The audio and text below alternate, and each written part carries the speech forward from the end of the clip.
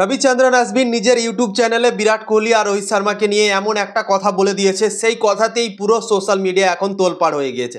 তো রবিচন্দ্রন আশ্বিন কি বলেছে রোহিত বিরাটকে নিয়ে এবং সোশ্যাল মিডিয়াতে কেন তোলপাড় শুরু হয়ে গিয়েছে রবিচন্দ্রন আশ্বিনকে নিয়ে অবশ্যই তোমাদেরকে জানিয়ে দেবো। তো ভিডিও ক্লাস অবধি দেখতে থাকো, আর চ্যানেল নতুন হয়ে থাকলে চ্যানেলটিকে ফলো আর সাবস্ক্রাইব করে দেবে এবং লাইক শেয়ারও করে দেবে। তো চলো ভিডিওটাকে শুরু করি। এখন সাউথ আফ্রিকা আর ভারতের মধ্যে ওয়ানডে সিরিজ চলছে, ঠিক আছে, এবং রোহিত শর্মা আর বিরাট কোহলি খেলছে এই ওয়ানডে সিরিজে। এবং 2027 সালের জন্য রবিচন্দ্রন আশ্বিন টপ 4 বানিয়েছে এবং টপ 4-এ কাকে কাকে রেখেছে তোমরা জানো? ভারতের ক্যাপ্টেন শুভমান গিলকেই বাদ দিয়ে দিয়েছে। মানে 2027 সালে শুভমান গিল ক্যাপ্টেন করবে ভারতীয় দলে ওডিআই ক্রিকেটে, এবং শুভমান গিলকেই রাখা হয়নি, শুভমান গিলকেই বাদ দিয়ে দিয়েছে।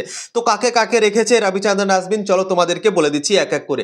রোহিত শর্মা আর বিরাট কোহলিকে ওপেন করার কথা বলেছে। 2024 সালে টি-20 বিশ্বকাপে রোহিত শর্মা আর বিরাট কোহলি ওপেন করেছিল, তারপর ভারতীয় দল জিতে গিয়েছিল টি-20 বিশ্বকাপ। 2027-এর বিশ্বকাপে রোহিত শর্মার বিরাট কোহলিকে ওপেন করার কথা বলেছে এবং সবাইকে অবাক করে দিয়েছে। বিরাট কোহলি তো যতদিন থেকে আমরা ক্রিকেট খেলা দেখে আসছি ওয়ানডে ক্রিকেটে, সব দিনই 3 নম্বরে ব্যাটিং করে এবং সে সাকসেসফুল হয়েছে। 53টা ওডিআই সেঞ্চুরি করেছে বিরাট কোহলি ওডিআই ক্রিকেটে, এবং 3 নম্বরে অনেকটা সাকসেসফুল সে আছে এবং এখনো 3 নম্বরে খেলছে। 2 ম্যাচে 2টো 100 করে ফেলেছে সাউথ আফ্রিকার বিপক্ষে। রবিচন্দ্রন আশ্বিন নিজের ইউটিউব চ্যানেলে বসে রোহিত আর বিরাট কোহলিকে নিয়ে ওপেন করার কথা বলে দিয়েছে এবং সবাই তাকে নিয়ে আলোচনা শুরু করে দিয়েছে এবং বলে দিয়েছে কি কোনো সেন্সই না ভাই, বিরাট কোহলি আর রোহিত শর্মাকে তুমি কি করে ওপেন করাতে পারো, যারা এতদিন থেকে নিজে নিজে জায়গায় খেলে আসছে। তুমি হঠাৎ করে 2 বছর পর বিশ্বকাপ আসছে এবং তার আগে তুমি এইরকম কথা বলছো। রবিচন্দ্রন আশ্বিনকে নিয়ে আলোচনা শুরু হয়ে গিয়েছে।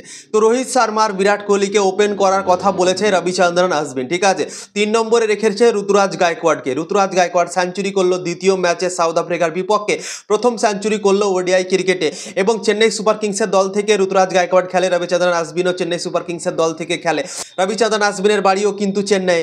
তো ঋতুরাজ গায়কোয়াড়কে এক হিসাবে সাপোর্ট করছে, ঠিক আছে, রবিচন্দ্রন আশ্বিন, এবং বলেছে কি 3 নম্বরে ঋতুরাজ গায়কোয়াড়। এবং 4 নম্বরে কাকে রেখেছে জানো? 4 নম্বরে শ্রেয়াস আয়ারকে রেখেছে।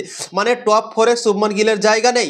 শুভমান গিল ভারতের ক্যাপ্টেন 2027 সাল অবধি ঘোষণা হয়ে গেছে এখন থেকে কি 2027 সালে শুভমান গিলই ক্যাপ্টেন করবে। কয়েক বছর থেকে তো শুভমান গিল 1 নম্বর আইসিসি র্যাঙ্কিংয়ে ছিল ওডিআই ক্রিকেটে, এখন হয়তো একটু নিচে নেমেছে, কিন্তু শুভমান গিল ওডিআই ক্রিকেটে দারুণ ক্রিকেট খেলে, অসাধারণ ক্রিকেট খেলে, 60-এর আশেপাশে তার অ্যাভারেজ আছে।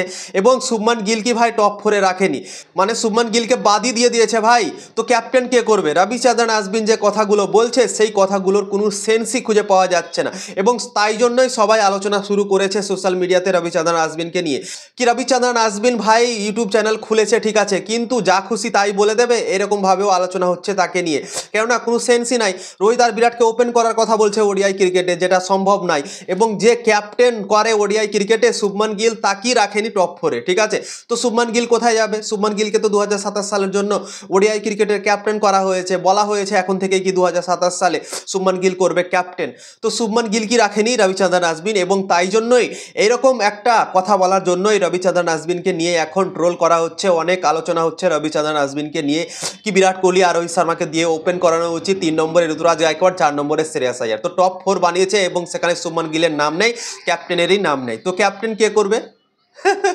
তো কোনো সেন্সই না ভাই, কিভাবে যে বলে দিল রবিচন্দ্রন আশ্বিন এরকম কথা। অনেক বড় একটা ক্রিকেটার রবিচন্দ্রন আশ্বিন, তার ক্রিকেটের নলেজ অনেকটা আছে, আমরা জানি, সব দিনই দেখে আসছি, তার ইউটিউব চ্যানেল সব কিছু দেখে আসছি, কিন্তু এইরকম কথা বলবে, টপ 4 বানাবে এবং শুভমান গিল যে ক্যাপ্টেন আছে ভারতের তাকেই বাদ দিয়ে দেবে ঋতুরাজ গায়কোয়াড় একটা সেঞ্চুরি করার পর। সত্যি ভাই এই কথাটা শুনে আমিও অবাক হয়েছি কি রবিচন্দ্রন আশ্বিন এরকম ভাবে বলতে পারে, ঠিক আছে। তোমাদের কি মনে হয় কমেন্ট করে জানাতে পারো।